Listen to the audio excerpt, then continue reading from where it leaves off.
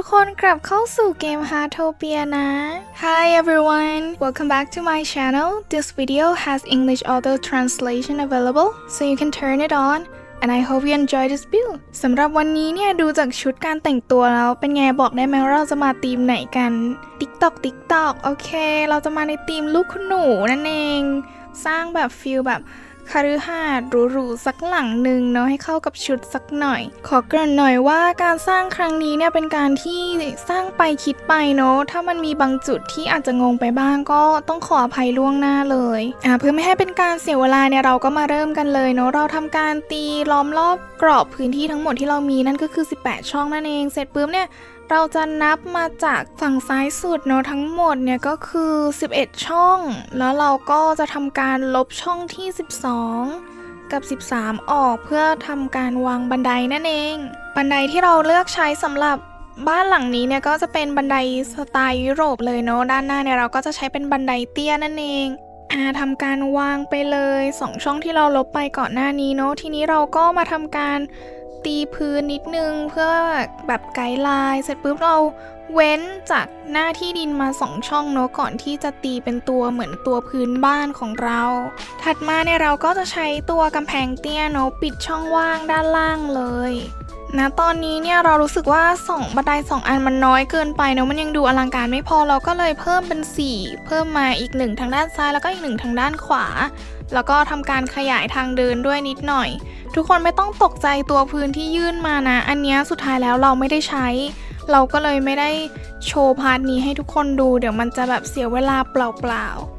ๆตอนนี้เนี่ยทางเข้าหลักของเราก็เสร็จเป็นที่เรียบร้อยแล้วเราก็ทำการยืดพื้นออกมาอีก1สเต็ปเนาะเพิ่มความกว้างเข้าไปอีกแล้วเราก็ทาสีพื้นให้ทุกคนดูง่ายๆเนาะอันนี้สีน้ำตาลก็คือจะเป็นสเต็ปที่เรายกขึ้นมา1ระดับนั่นเองทุกคนก็หยุดคลิปนับช่องกันได้เลยนะสิ่งที่เราจะทำเนี่ยก็คือต้องการวางน้ำพุบริเวณทางเข้าด้านหน้าเนาะให้มันมีความแบบอลังการนี่เลยน้ำพุอันนี้ซึ่งทุกคนใช้เพชรฟ้าซื้อได้นะที่ตรงไอคอนที่เป็นรูปแบบตะกร้าขายของทีนี้เนี่ยเราก็จะมาทำการวางบรรดาพุ่มไม้ดอกไม้ล้อมรอบตัวน้ำพุของเราเริ่มแรกเนี่ยเราจะลงไปที่เลเยอร์ด้านล่างก่อนเนาะเราก็เลยต้องทุบพื้นออกทีนี้เนี่ยเราก็ต้องทำการจัดวางบรรดาพุ่มดอกไม้ใดให้มันออกมาเป็นวงกลมได้มากที่สุดเนาะ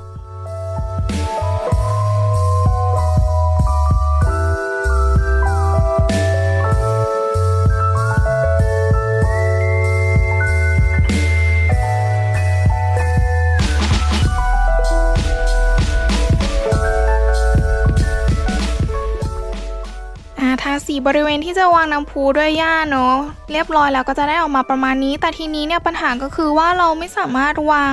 บรรดาพุ่มไม้ดอกไม้มาเก็บขอบด้านข้างๆได้แล้วเนาะมันติดตัวน้ำพุเพราะฉะนั้นน่ะเราก็เลยจะต้องทำบั๊กโดยการที่เราก็จะเอาน้ำพุไปฝากไว้บนฟ้ากดปุ่มเครื่องหมายติ๊กถูกค้างไว้ลากขึ้นไปที่ปุ่มปรับมุมมองแล้วก็สแปมคลิกหรือถ้าใครทำบนมือถือเนี่ยก็คือกดปุ่ม2ปุ่มเนี่ยพร้อมกันเลยถ้าบั๊กติดเนี่ยน้ำพุของเราก็จะไปลอยอยู่บนฟ้าแล้วเราก็จะเหลือพื้นที่ในการเอามาวางตกแต่งบรรดาต้นไม้ดอกไม้นั่นเองดอกไม้ฮิวเคอร่านี้ที่เราใช้เนี่ยก็จะเป็นดอกไม้ที่ได้จากพาสฤดูหนาวเลยเนาะถ้าใครไม่มีเนี่ยเราว่าใช้เป็นดอกไฮเดรเนียสีน้ำเงินสลับกับตัวพุ่มไม้ทรงกลมสีเขียวอันนั้นก็น่าจะได้เหมือนกันติดไฟให้เรียบร้อยด้วยเพิ่มความสว่างเนาะเสร็จปุ๊บกดปุ่มสำเร็จเพื่อเอาตัวน้ำพุของเรากลับมาอันนี้พอน้ำพุกลับมาแล้วมันก็จะหน้าตาประมาณนี้เลยสวยงามมากแล้วเราก็ทำการขยายพื้นที่หน้าบ้านเพิ่มอีกเนาะเพราะว่ารู้สึกว่ามันยังไม่กว้างพอแล้วเราก็จะมาเริ่มทำตัวบันไดที่จะขึ้นบ้านกันเลยโดยเราอยากให้มันมีความแบบอลังการนิดนึงเราก็เลยจะวางเป็น2อัน2ฝั่งแบบนี้แล้วก็สเต็ปที่ขึ้นมาจากบันไดอันที่2เนี่ยพื้นก็จะเป็นสีฟ้าเนาะทุกคนจะได้ดูตามกันได้ง่ายๆเสร็จปุ๊บเนี่ยเราก็จะหักมาเป็นรูปตัว L แบบนี้เลยยกขึ้นมาแบบนี้นี่แล้วเราก็วางตัวพื้นที่จะเป็นเหมือนระเบียงก่อนเข้าบ้านเนาะพื้นที่ใช้ก็คือเป็นสีชมพูก็คือจะเป็นสเต็ป ถัดมานั่นเองแล้วทีนี้ก็ทำการตีปิดด้านใต้บันไดนี้เลยใครจะใช้เป็นกำแพงเตี้ยทั้งหมดเลยก็ได้เหมือนกันนะไม่ต่างเท่าไหร่แล้วเราก็จะใช้ตัวรั้วเหล็กดัดกุหลาบอันนี้มาแต่งสีคฤหาสน์นี้เราก็จะใช้โทนสีหลักเป็นโทนสีขาวม่วงเนาะเสร็จแล้วเนี่ยเราก็ทำการระบายสีด้วยพื้นหญ้าสีสดเลยเสร็จปุ๊บเราก็เอาพื้นหญ้าสีซีดเนี่ยมาจิ้มให้มันเป็นดูเหมือนลายตารางหมากรุกเนาะนี่ก็จะออกมาประมาณนี้เลยดูมีความแบบหรูหรามากยิ่งขึ้นไหมถัดมาเนี่ยเราก็จะใช้กำแพงเนาะมาทำเป็นตัวเสาบริเวณรั้วของเราจะใช้เป็นกำแพงที่เป็นเต็มอันเลยนะเสร็จปุ๊บเนี่ยเราก็จะใช้หน้าต่างโค้งสไตล์ยุโรปอันนี้แต่งสีนิดหน่อยเอามาลองแปะดูเนาะส่วนสีกำแพงเนี่ยเราก็ใช้เป็นอันนี้เลยอันนี้ทุกคนก็สามารถซื้อได้ด้วยเพชรฟ้าเหมือนกันนะมันจะเป็นแบบสไตล์คฤหาสน์แล้วก็เอาพื้นมาปิดด้านบนทีนี้เราจะทำการวางหลังคาใช้หลังคาหินสไตล์ยุโรปเหมือนกันเอามาแบบทำให้มันแอนนิดนึงแล้วก็มาวางปรับสีให้เป็นโทนสีน้ำตาลอ่อนก็จะได้ออกมาเป็นประมาณนี้เลยเราว่ามันก็ดูอลังการดีเนาะเพราะฉะนั้นเนี่ยเราก็จะปรับใหม่และตัวบริเวณรั้วของเราเนี่ยก็คือจะหดเข้าไปแค่1ช่องเท่านั้นเสร็จปุ๊บทีนี้เราก็ทำเหมือนเดิมกับอีกฝั่งหนึ่งเลยใช้แค่1ช่องเท่านั้นนะเสาอันเนี้ยแล้วก็อย่าลืมทาสีด้านในด้วยเนาะเพราะว่าเราติดหน้าต่างเราก็จะติดหน้าต่างแบบรอบๆเลย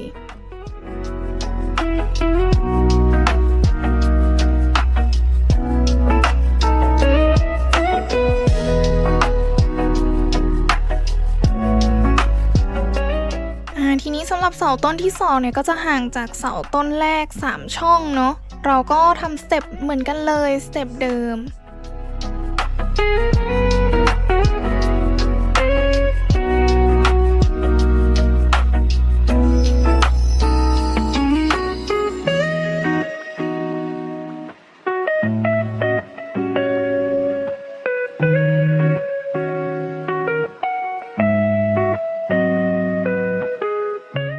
เสร็จแล้วเนี่ยก็จะออกมาเป็นประมาณนี้เลยเราว่าค่อนข้างดูอลังการหรูหราเลยทีเดียวทีนี้ก็เก็บงานเล็กน้อยเนาะตัวพื้นที่เราทำเกินออกมาก่อนหน้านี้ตอนแรกที่เราบอกว่าไม่ต้องสนใจนี่ไงสุดท้ายเราก็ลบออกเนาะ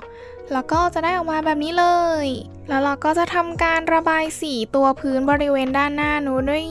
พื้นหินกรวดอันนี้ซึ่งก็มาจากพาสใหม่เลยพาสที่เป็นโรงหนังนั่นเองถัดมาเนี่ยเราจะเอาเสาค้ำสไตล์ยุโรปเนี่ยมาทำเป็นเหมือนแท่นวางดอกไม้ต้อนรับเข้าบ้านเนาะโดยการที่เดี๋ยวเราก็จะใส่ต้นสนเล็กเข้าไประหว่างตัวเสาให้มันดูไม่โล่งจนเกินไปแบบนี้เลยเสร็จปุ๊บเนี่ยเราก็เอาดอกไฮเดรนเยียสีน้ำเงินเนี่ยมาวางไว้บนเสาได้เลยวางได้โดยที่ไม่ต้องทำบักอะไรทั้งนั้นเลยเนาะส่วนเสาต้นตรงกลางเนี่ยเราก็จะทำให้มันสูงขึ้นหน่อยเพื่อที่ให้ภาพรวมเนี่ยมันดูมีความโค้งเนาะก็จะออกมาเป็นประมาณนี้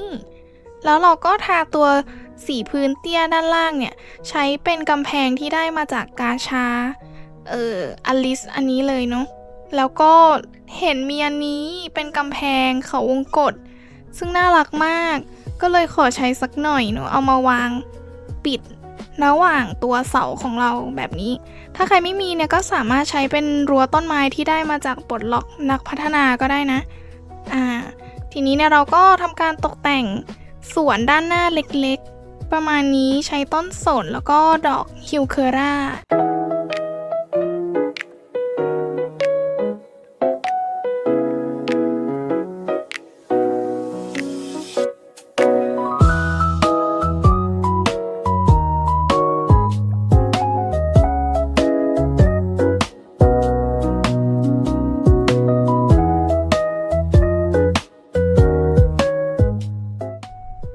ตรงนี้เนี่ยเราเกิดเปลี่ยนใจเนาะไม่อยากใช้เป็นตัวเสาอันเมื่อกี้แล้วอยากจะใช้เป็นเสาที่เป็นทรงสี่เหลี่ยมแทนก็เลยเปลี่ยนนั่นเองแต่ว่าถ้าใครชอบเป็นเสาแบบเมื่อกี้เนี่ยก็เก็บไว้ได้นะหรือใครอยากจะเปลี่ยนเป็นแบบทรงสี่เหลี่ยมเหมือนเราก็ได้เหมือนกันก็ทำสเต็ปเดิมเลยตัว2 อันซ้ายขวาเนี่ยก็คือจะเป็นระดับที่เตี้ยที่สุดเนาะ แล้วก็วางตัวดอกไฮเดรเนียมเหมือนเดิมเลยแท่นตรงกลางเนี่ยก็คือสูงขึ้นมาอีก1ระดับทีนี้เนี่ยเราก็จะมาสร้างตัวบ้านกันแล้วโดยจำนวนช่องก่อนที่จะเข้าเป็นตัวบ้านเนี่ยก็คือ5ช่องเนอะแล้วเราก็จะใช้กำแพงที่เป็นครึ่งกำแพง2อันต่อกันแล้วก็ปิดท้ายด้วยกำแพงเตี้ยนั่นเองลักษณะนี้เนี่ยเราจะทำใส่รอบๆทั้งตัวบ้านเลยเนาะส่วนพื้นเนี่ยก็ทุกคนสามารถกดหยุดวิดีโอแล้วก็นับช่องได้เลยนะหลักการก็คืออยากให้ตัวบ้านเนี่ยมันดูมีเลเยอร์เนาะไม่ได้ดูแบนจนเกินไปก็เลยจะใส่ความแบบลดหลั่นลงไปแบบนี้นี่ถ้ามองแล้วมันก็จะดูเหมือนมีอาคารซ้อนหลังกันไปเรื่อยๆประมาณนั้นทีนี้สำหรับพื้นที่เป็นสีม่วงอันนี้เนี่ยก็ไม่ได้มีความหมายอะไรพิเศษนะแค่จะแบ่งให้ทุกคนนับช่องได้ง่ายๆว่าตอนนี้เราเข้าสู่ในช่วงครึ่งหลังของบ้านแล้ว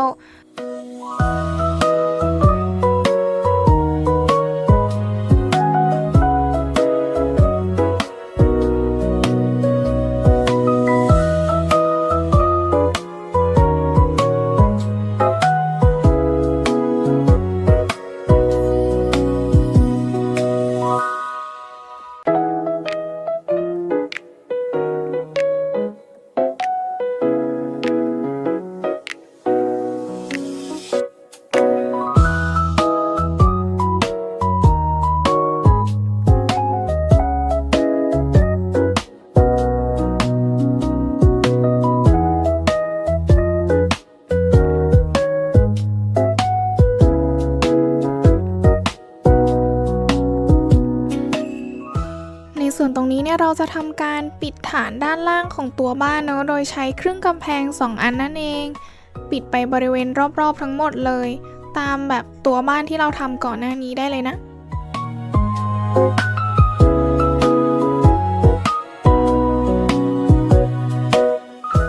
โอเคพอเราปิดช่องด้านล่างเสร็จเรียบร้อยเนี่ยก็จะออกมาหน้าตาเป็นประมาณนี้เลยนะทีนี้เนี่ยเราก็จะเริ่มมาทำที่ชั้น2กันโดยพื้นที่เราจะยื่นออกมาเนี่ยจากตรงด้านหน้าเนาะเราจะยื่นออกมาทั้งหมด3ช่องแล้วก็เราจะใช้ครึ่งกำแพง2อันแล้วก็กำแพงเตี้ยอีก1อันเป็นกำแพงของเราเหมือนเดิมเลยตรงบริเวณด้านหน้าเนี่ยเราทำยื่นออกมา1ช่องแบบนี้นะนี่เพื่อให้มันดูแบบว่ายังมีเลเยอร์อยู่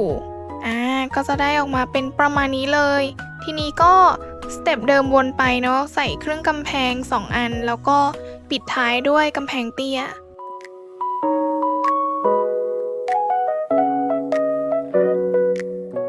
โอเคพอทำเสร็จเรียบร้อยเนี่ยก็จะเป็นประมาณนี้เนาะทีนี้เดี๋ยวเราก็จะมาทำการใส่เพดานของชั้น2กันเลยก็ลากปิดยาวตามตัวบ้านได้เลยนะ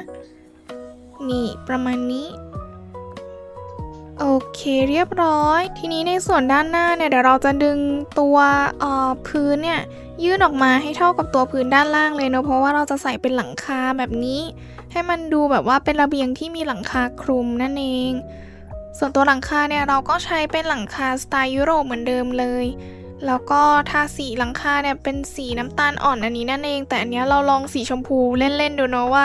มันจะออกมาหน้าตาเป็นยังไงแต่สุดท้ายแล้วเนี่ยเราก็กลับไปใช้สีน้ำตาลเหมือนเดิมนั่นเองทีนี้เราคิดว่าถ้าหลังคาประมาณนี้อยากให้มันดูมีความแบบไม่คมมากก็เลยจะทำหลังคาให้มันมีความโค้งนิดนึงให้มันดูละมุนเนาะก็จะออกมาเป็นประมาณนี้เลยวางลากตามแนวตัวบ้านได้เลยเนาะแต่ทีเนี้ยมันยืดได้ไม่พอเพราะฉะนั้นเนี่ยเราก็ต้องใช้หลังคาทั้งหมด2อันเนาะถึงจะคลุมตัวบ้านของเราได้ทั้งหมดก็จะออกมาเป็นประมาณนี้เลยถัดมาเนี่ยเราก็จะทำการบั๊กนะเพราะว่าต้องการสร้างห้องใต้หลังคาเราก็จะเอาหลังคาไปฝากไว้บนฟ้าแล้วก็ทำการกดบังคับวางเลยถ้าบั๊กติดเนี่ยหลังคาของเราก็จะลอยอยู่บนฟ้าแล้วเราก็จะเหลือพื้นที่ว่างแบบนี้นี่เสร็จปุ๊บเราก็จะเอาตัวเครื่องกำแพงเนี่ยมาวางไว้ช่องตรงกลางเนาะอย่างที่เห็นเรายืดออกมาด้านข้างซ้ายขวาเนี่ย3ช่องเพราะฉะนั้นเนี่ยมันเป็นเลขคี่มันก็จะมีช่องที่อยู่ตรงกลางได้อยู่เราก็จะมาล้อมรอบด้วยกำแพงเตี้ย1ชั้นแบบนี้เลยแล้วก็เอาหลังคาสไตล์ยุโรปมาวางทำตัวหลังคาให้เป็นสไตล์โค้งๆเนาะทาสีให้เรียบร้อยก็จะเป็นฟิลประมาณนี้เดี๋ยวพอหลังคามันกลับมาเนี่ยมันก็จะมาซ้อนทับกันเองแล้วก็อย่างที่บอกไปสุดท้ายแล้วเราก็เปลี่ยนสีกลับมาเป็นสีน้ำตาลเนาะแล้วเราก็ทาตัวสีกำแพงเนี่ยด้วย สีที่เป็นคฤหาสน์เหมือนกับเสาด้านหน้าเลยรวมถึงทำอีกด้านหนึ่งด้วยสเต็ปเดียวกันเปลี่ยนสีให้เรียบร้อยเนาะให้เป็นสีน้ำตาลเพราะว่าถ้าเอาหลังคาหลักกลับมาแล้วเนี่ยมันอาจจะเปลี่ยนลำบากกดเซฟเรียบร้อยเสร็จปุ๊บกดสำเร็จได้เลยทีนี้เนี่ยพอหลังคาเรากลับมาก็จะออกมาหน้าตาแบบนี้เป็นไงน่ารักไหมทีเนี้ยมันติดตัวลิมิตความสูงแล้วเนาะมันก็เลยได้ออกมาแค่ประมาณนี้แต่เราว่ามันก็น่ารักนะดูมีความน่ารักอยู่ทีนี้ด้านข้างของเราเนี่ยก็จะใช้เป็นหลังคาอีกอันนึงหันหน้าไปทางด้านข้างบ้านแบบนี้เนาะนี่แล้วก็ด้วยความยาวเหมือนเดิมมันไม่พอก็เลยต้องทำการต่อ2ชั้น2ชิ้นแบบนี้จัดวางอะไรเรียบร้อยเนี่ยให้หลังคาอันตรงกลางมีความสูงที่สุดเนาะก็จะได้หน้าตาออกมาประมาณนี้เสร็จปุ๊บด้านหลังเนี่ยเราก็จะใช้หลังคาอีกอันหันหน้าด้านไปทางด้านหลังบ้านเนาะแล้วทีนี้เนี่ยเราก็จะทำการบั๊กหลังคาเหมือนกับฝั่งเมื่อกี้เลยเพื่อที่จะทำห้องใต้หลังคาเนาะสเต็ปก็เหมือนกันเลยใส่หลังคาอันเล็กเข้าไปแบบนี้ทำให้เป็นโค้งๆเรียบร้อยกดเซฟแล้วก็กดสำเร็จเอาหลังคากลับมาก็จะได้หน้าตาเป็นแบบนี้เลยด้านหลังของเราก็เรียบร้อยแล้วด้านหน้าก็เรียบร้อยทีนี้เราก็มาเก็บบริเวณระเบียงด้านหน้าบ้านกันดีกว่าเราก็จะใช้เป็นตัวกำแพงเตี้ยเนาะมาล้อมรอบฟิลเหมือนเป็นรั้วแล้วเราก็จะใช้ตัวเสาสี่เหลี่ยมสไตล์ยุโรปแบบนี้มาเป็นฟิลเหมือนค้ำยันหลังคาแล้วก็ปิดจบด้วยกำแพงเตี้ยเหมือนเดิมทำเสากับด้านล่างด้วยเนาะให้มันมีที่มาที่ไปให้มันดูแบบดูมีความโปร่งสูงมากยิ่งขึ้นส่วนบันไดทางขึ้นบ้านตรงนี้เนี่ยเรารู้สึกว่าความกว้างแค่อันเดียวมันดูจะแคบไปหน่อยเนาะก็เลยทำการต่อเพิ่มให้มันเป็นความกว้าง2ช่องแบบนี้นี่มันก็จะเดินสะดวกมากยิ่งขึ้นนะเนาะแล้วทีนี้เราก็ทำการทำบันไดลงไปยังพื้นระดับแบบพื้นดินเลยเนาะเพราะว่าเราต้องทำการปลูกผักปลูกดอกไม้นั่นเองซึ่งผักกับดอกไม้เนี่ยก็ต้องปลูกบนพื้นดินเนาะแล้วเราก็เอาตัวเสาเข้ามุมสไตล์ยุโรปเนี่ยมาเก็บขอบรอบๆตัวบ้านของเราเลยนะให้มันดูมี texture มากยิ่งขึ้นทีนี้เนี่ยเราก็จะมาไล่หาสีที่จะทาตัวบ้านกันโดยสีที่เราเลือกใช้เนี่ยก็จะเป็นสีม่วงอ่อนแบบนี้นะแล้วก็สลับกับลายหินสีขาวนั่นเองนี่ก็ระบายไปได้เลยตัวอาคารที่เป็นเลเยอร์ตรงกลางเนี่ยเราก็จะทาเป็นลายหินแบบนี้เลยให้มันดูแบบว่ามีความตัดกันนิดนึงพอทาเสร็จเรียบร้อยแล้วก็จะออกมาหน้าตาเป็นประมาณนี้เนาะ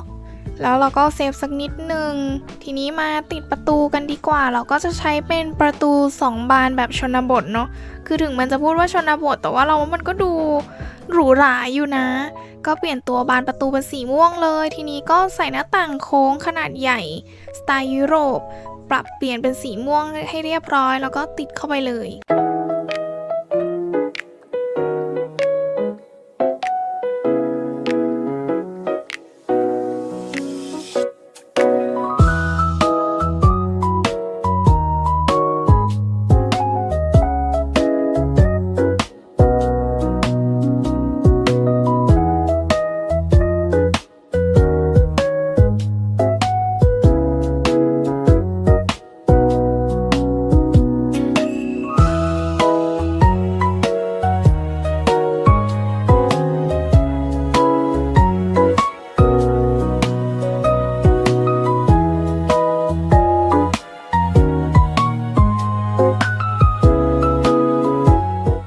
ทีนี้เราก็จะมาทำตัวเสาที่จะเป็นรั้วกันเนาะซึ่งสเต็ปก็คือเหมือนเดิมเลยเนาะทุกคนอันนี้คือไม่ได้มีอะไรมากแค่ให้ทุกคนดูวิธีทำอีกรอบนึงซึ่งเราจะทำบริเวณตามมุมขอบของพื้นที่บ้านก่อนเนาะเพราะว่าตอนนั้นเนี่ยเรายังไม่แน่ใจว่าเราจะสร้างตัวบิลดิ้งอื่นๆยังไงบ้างกลัวว่าจะต้องมาลบแก้กันก็เลยทำแค่บริเวณมุมไปก่อนส่วนบริเวณหลังบ้านเนี่ยเราก็นับห่างออกมาจากเสามุม4ช่องเนาะแล้วก็สร้างเสาอันที่2ได้เลยทีนี้เนี่ยบริเวณบ้านทางด้านเรียกว่าด้านซ้ายแล้วกันเนาะเราจะทำเป็นแปลงดอกไม้นั่นเองเราก็เอาดอกไม้ของเรามาวางเรียงกันให้เรียบร้อยเลย อ่ะเสร็จปุ๊บเนี่ยก็จะได้ออกมาเป็นประมาณนี้แต่ทีเนี้ยมันยังได้ไม่เต็มแม็กทุกคนเราก็เลยทำการเจาะใต้บ้านส่วนหนึ่งอย่างนี้เพื่อที่จะได้วางดอกไม้เข้าไปอีกนี่เราก็จะทุบตัวที่เป็นกำแพงครึ่งกำแพง2 อันที่เราวางเก็บตัวฐานด้านล่างไปก่อนเนาะแล้วก็เอาเข้าไป2 ช่องเสร็จปุ๊บก็ตีกำแพงปิดเหมือนเดิมแล้วก็ติดประตูเพื่อที่จะได้สามารถทะลุเข้าไปในบ้านได้ด้วยแบบนี้เลยซึ่งเราก็จะทำตัวอาคารปิดเนาะเราก็จะใช้ตัวครึ่งกำแพง2 อันแบบนี้ขึ้นมาปิดก่อนปิดตามล้อมรอบตามดอกไม้ของเราเลยเนาะซึ่งดอกไม้ความกว้างของเราก็คือ3 ช่องนั่นเองแล้วก็ตีตัวกำแพงเตี้ยปิดด้านบนให้เรียบร้อยเสร็จปุ๊บก็ตีพื้นปิดให้เป็นเพดานแล้วเราก็เอาตัวหลังคาสไตล์ยุโรปของเรา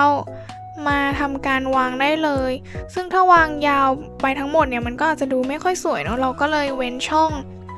ตรงกลางเอาไว้เพื่อที่จะได้ทำเป็นฟิลเหมือนระเบียงนั่นเองนี่เราก็จะใช้ตัวกำแพงเตี้ยเนี่ยแหละเอามาทำคล้ายๆรั้วของระเบียง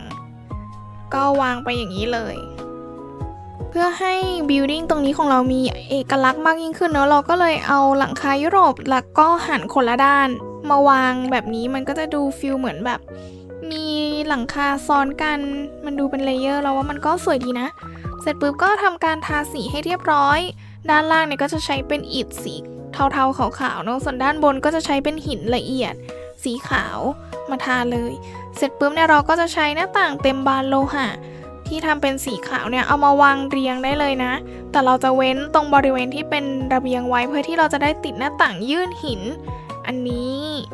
นี่มันก็จะดูแบบมีอะไรมากยิ่งขึ้นเสร็จปุ๊บก็ทาสีพื้นระเบียงให้เป็นสีขาวติดประตูออกมายังระเบียงให้เรียบร้อยแล้วก็ใส่เสาเข้ามุมสไตล์ยุโรปสเต็ปเดิมใส่ต้นสนบริเวณด้านหน้าบ้านเล็กน้อยเนาะเพิ่มความเขียวขจีแล้วก็ดูมีอะไรมากยิ่งขึ้นถัดมาเนี่ยเราจะมาสร้างกิมมิคเล็กๆบริเวณใต้บันไดที่จะเดินเข้าตัวบ้านกันซึ่งขั้นแรกเราก็จะต้องปิดด้วยกำแพงเตี้ยให้เรียบร้อยก่อนเนาะเพราะตอนนี้มันแบบมองไปทะลุปุโป่งไปถึงไหนก็ไม่รู้เราก็ทำการตีกรอบแบบนี้เลยใช้กำแพงเตี้ยเนาะเสร็จปุ๊บก็ทำการระบายสีกำแพงด้วยกำแพงหินแบบนี้ทีนี้เราก็จะเอาตู้นิเวศขนาดใหญ่มาวางเลยแล้วก็จะทำการตีกำแพงเตี้ยปิดทั้งบนและล่างทีนี้เนี่ยด้านหลังมันก็จะดูโล่งๆใช่ไหมเราก็เลยเอาบรรดาต้นไม้ต่างๆใดเข้ามาแซมใส่เข้าไปแล้วก็ใส่ไฟซ่อนเข้าไปด้วยเพิ่มความสว่างเสร็จปุ๊บเนี่ยเพื่อเป็นการปิดขอบด้านล่างเราจะเอากำแพงเตี้ยที่จะไว้ใช้ชั่วคราวเนี่ยมาวางซ้อนทับอีกชั้นหนึ่งเนาะเสร็จปุ๊บเนี่ยเราจะเอาตัวคานอันนี้เลยของแต่งผนังสไตล์ยุโรปมาวางไว้ที่อันด้านล่างก่อนนะเสร็จปุ๊บดึงขึ้นมา2 สเต็ปแบบนี้แล้วก็สเต็ปที่3คือสเต็ปที่ตอนแรกเราวางไม่ได้นั่นเองทีนี้เนี่ยเราก็ทุบกำแพงชั่วคราวของเราออกไปได้เลยแล้วเราก็จะสามารถเก็บขอบได้แล้วเรียบร้อยทีนี้เนี่ยเราก็เอาตัวเสาสี่เหลี่ยมสไตล์ยุโรปเนี่ย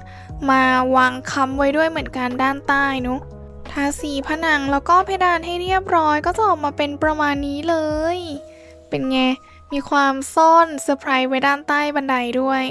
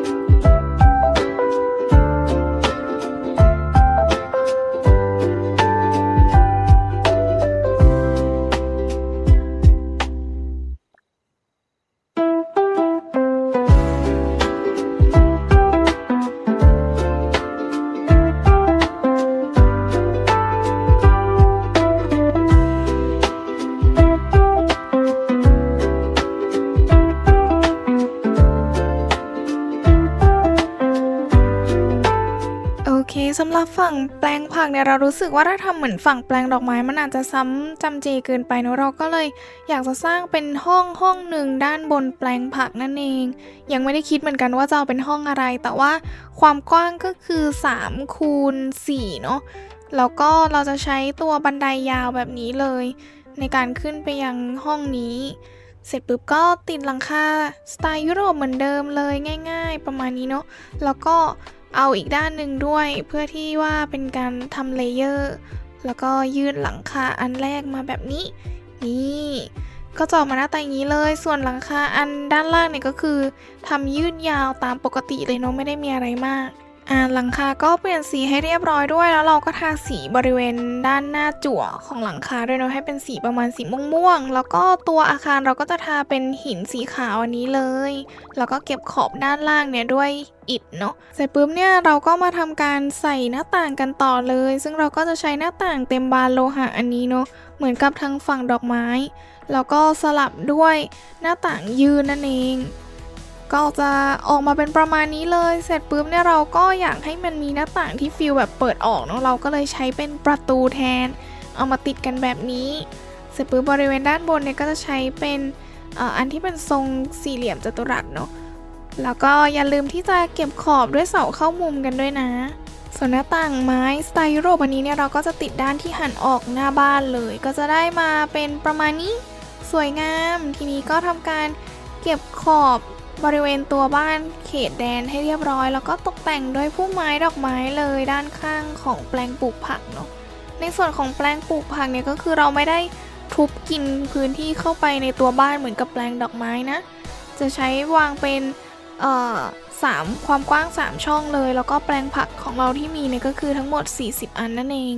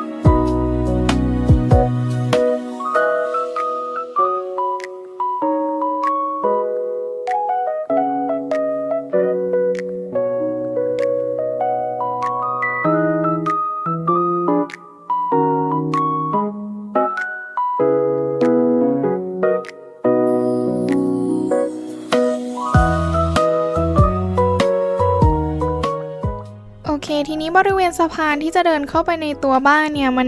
ดูแบบว่าบางๆไปเนอะเราก็เลยจะเอาใช้ของแต่งผนังสไตล์ยุโรปเนี่ยมาเก็บ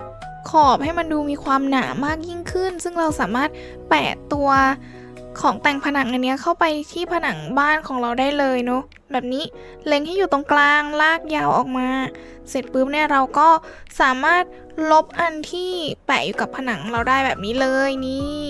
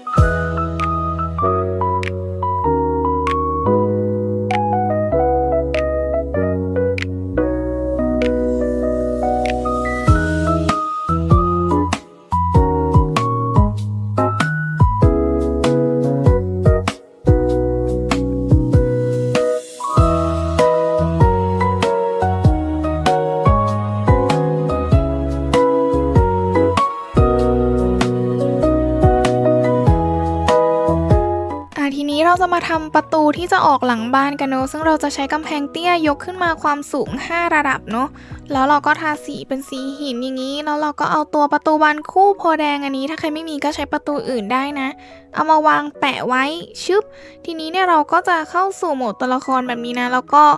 ทำการลบตัวผนังเตี้ยออกทั้งหมด2ชั้นนี่มันก็จะดูเหมือนมีแค่ตัวประตูแล้วใช่ไหมแล้วทีนี้เราก็เอาตัวกำแพงพืชอันเนี้ยมาวางปิดเป็นรั้วไป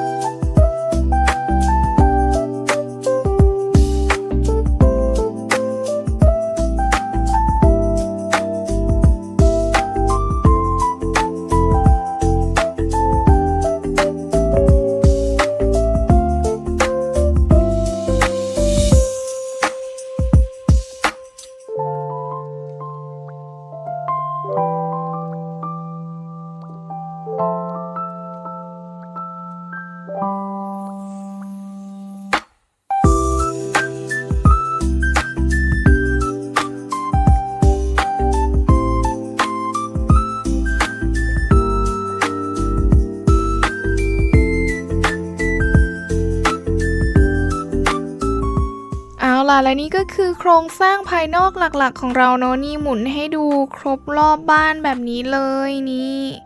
ก็จะเป็นประมาณนี้นะอลังการยิ่งใหญ่มากเอาล่ะทีนี้เราก็จะใช้ของแต่งผนังสไตล์ยุโรปเหมือนเดิมเลยเนาะเอามาแต่งขอบผนังด้านบนสุดของเราให้มันดูมีอะไรมากยิ่งขึ้นทำไปเลยทั่วบ้านนะเอาล่ะทีนี้เราก็จะมาแต่งบริเวณโซนพื้นที่ด้านหน้าที่เราเว้นว่างไว้ทั้ง2ฝั่งเลยนะเริ่มจากฝั่งแรกก่อนเลยเราจะทำเป็นฟิลแบบว่าโต๊ะนั่งกินข้าวoutdoorประมาณนั้นซึ่งเราจะทำบักกันโดยพื้นที่ที่เราจะใช้เนี่ยก็คือ2 คูณ 4 ช่องนะแล้วเราก็จะเอาโซฟาไม้คู่อันนี้มาวางเพื่อที่จะทำให้มันเกิดบักเนาะจริงๆทุกคนใช้เฟอร์นิเจอร์อันไหนก็ได้แหละแต่พอยก็คือเวลาเราเอากำแพงที่มีอยู่มาวางไว้เนี่ยมันจะต้องเป็นสีแดงแบบนี้นะตรงด้านล่างซึ่งหมายความว่ามันวางไม่ได้นั่นเองแต่เราจะทำการบังคับวางด้วยการกดปุ่มติ๊กถูกแล้วก็ปุ่มปรับมุมมองพร้อมกันซึ่งถ้าทำบักติดเนี่ยกำแพงของเราก็จะวางอยู่นะตรงนี้เนาะกินเข้าไปในโซฟาแบบนี้เลยแล้วเราก็ทำแบบนี้ซ้ำไปทั้งหมดอีก3 แผ่นด้วยกันนะนี่บังคับวางชึบถ้าบังคับวางติดในตรงกำแพงก็คือจะติดค้างไว้อย่างนี้กับตัวโซฟาเนาะถ้าไม่ติดก็คือมันก็จะไปอยู่ตรงเสาเหมือนเดิมแล้วเราก็ทำแบบนี้ซ้ำเลยวางไปปุ๊บกดเครื่องหมายติ๊กถูกแล้วก็กดปุ่มปรับมุมมองพร้อมกันถ้าใครทำบนคอมเนี่ยก็คือกดปุ่มติ๊กถูกค้างไว้ลากขึ้นไปที่ปุ่มปรับมุมมองแล้วก็สแปมคลิกนะอันนี้ก็คืออันสุดท้ายนั่นเองก็ทำการบังคับวางเหมือนเดิมเลยชึบ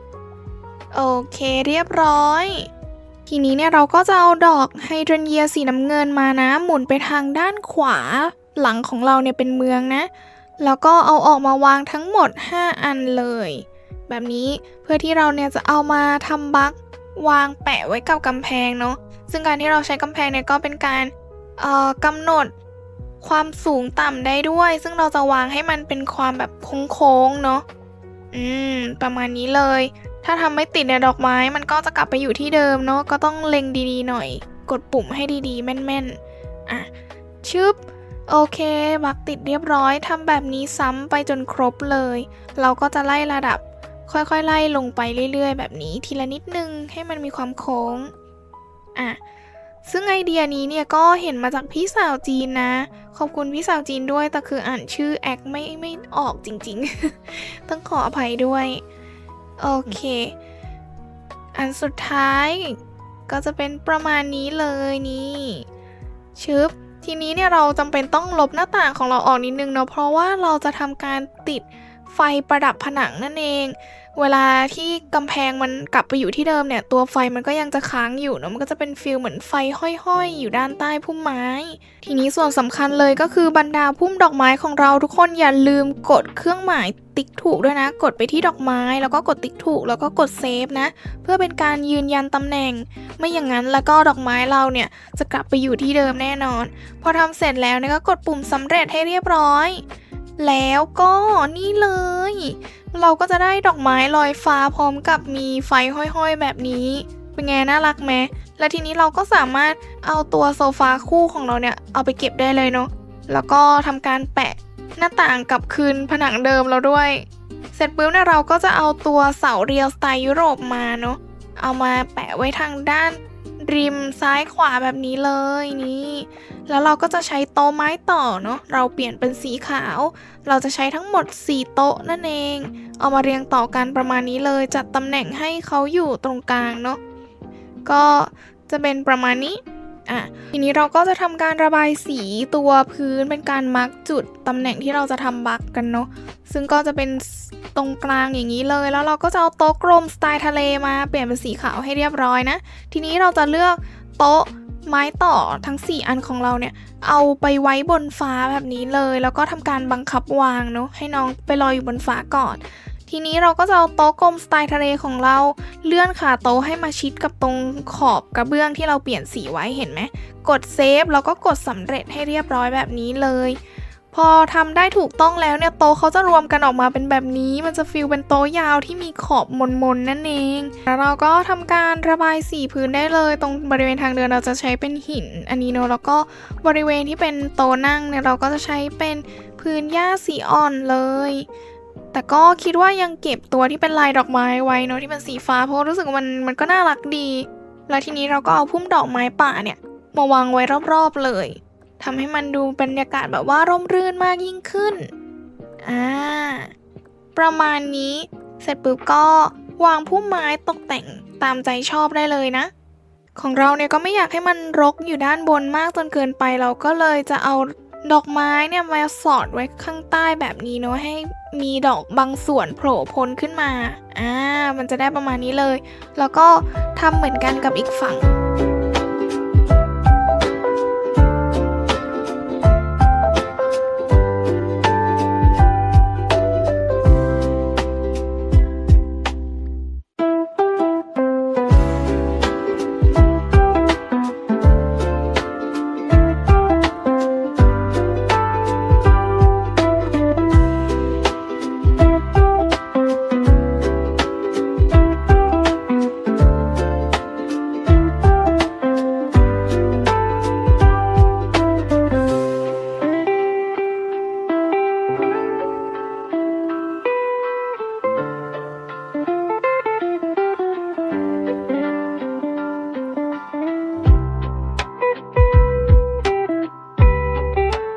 ในส่วนของพื้นที่ว่างอีกฝั่งเนี่ยเราก็จะทำฟีลคล้ายๆว่าแบบมีบาร์เล็กๆแล้วก็เป็นโซฟามานั่งชิลแฮงเอาท์กันเนาะนี่ก็จะใส่เซตโซฟานี้เข้าไปเลยซึ่งอันนี้ก็ได้มาจากร้านลุงบ๊อบเนาะนานๆทีลุงจะเอาอะไรดีๆมาให้ในส่วนของบาร์เนี่ยเราก็จะใช้กำแพงเตี้ยลากเลยแล้วก็ความกว้างของบาร์เนี่ยก็คือแค่1ช่องเท่านั้นเนาะแล้วก็วางกำแพงเตี้ยเนี่ยยกขึ้นมาทั้งหมด4สเต็ปนะเพราะว่าไม่งั้นเนี่ยเราจะวางตัวประตูไม่ได้เราก็จะใช้เป็นซุ้มประตูนี้จาก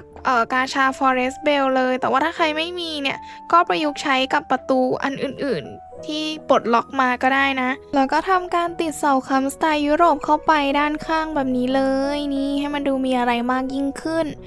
ส่วนด้านข้างตรงที่ตรงกับบันไดเนี่ยเราก็จะทำการตีผนังปิดทึบไปเลยแบบนี้นะแล้วก็ใช้ชั้นวางของติดผนังไม้ทาสีเป็นสีม่วงเนาะแล้วก็เว้นช่องไว้สำหรับเตาเราจะใส่เตาสัก3เตาสีเตาเนี่ยเราก็เลือกเป็นสีโทนฟ้าพาสเทลเลยเราว่า2สีนี้เข้ากันนะสีม่วงพาสเทลแล้วก็ฟ้าพาสเทลเนี่ยทีนี้ตัวเสาเนี่ยเราตัดสินใจที่จะลดลงมาให้เป็นระดับต่ำสุดเนาะแล้วก็วางดอกฮิวอะไรนะฮิวเคอร่าเข้าไปแล้วก็ใส่เสาเข้าไปอีกทีนึงแบบนี้เลยนี่ แล้วก็ใส่ดอกฮิวคาร่าเข้าไปอีกรอบก็จะเป็นเลเยอร์2ชั้นแบบนี้แล้วว่ามันก็ดูน่ารักดีทีนี้เนี่ยก็ใส่ตัวเพดานให้เรียบร้อยแล้วก็เอาหลังคาสไตล์ยุโรปมาใส่หลังคาเนี่ยเราก็เป็นสไตล์เดิมเลยเนาะไม่ได้ปรับเปลี่ยนอะไรสีก็สีเดิมเพื่อให้มันเข้าธีมกับบ้านทั้งหลังทีนี้ก็เอาตัวเสาเรียวเนี่ยมาเก็บในฝั่งด้านหลังนิดนึงแล้วเราก็ทำการลบตัวรั้วนี้ออกเนาะพอรู้สึกว่าแบบมันใช้เป็นกำแพงน่าจะเข้ามากกว่าแล้วเราก็ทำกำแพงปิดด้านบนแบบนี้ด้วยสำหรับด้านหลังเนาะแล้วก็ทาสีด้วยสีอิฐเลยนี่เก็บงานด้านในให้เรียบร้อยด้วยนะอาจจะลำบากคับแคบนิดนึงแต่ใช้งานได้จริงนะทุกคนทีนี้ตรงขอบเนี่ยเราก็จะใช้ของแต่งผนังสไตล์ยุโรปเหมือนกันเอามาเก็บขอบใส่เก้าอี้บาร์ให้เรียบร้อยในส่วนพื้นตรงนี้นะเราก็จะใช้เป็นหญ้าสีอ่อนเนาะแล้วก็ตรงทางที่เดินขึ้นไปบันไดเนี่ยก็จะใช้เป็นหินเสร็จปุ๊บเนี่ยเราก็เอาพรมมาใส่เนาะเพื่อให้มันมีความแบบตัดกันมากยิ่งขึ้นนิดนึงไม่งั้นมันจะดูแบบเก้าอี้วางอยู่บนหญ้าเฉยๆไม่สวย แล้วทีนี้เราก็เอาตัวโคมไฟที่ได้มาจากการแลกกับหินดาวตกเนาะเอามาใส่ให้มันดูห้อยๆย้อยๆแล้วว่ามันมูดมันได้เลยแต่ทีนี้ไฟมันไม่ค่อยแรงเท่าไหร่เราก็เลยต้องซ่อนตัวไฟกลมเข้าไปอีกทีนึงนะ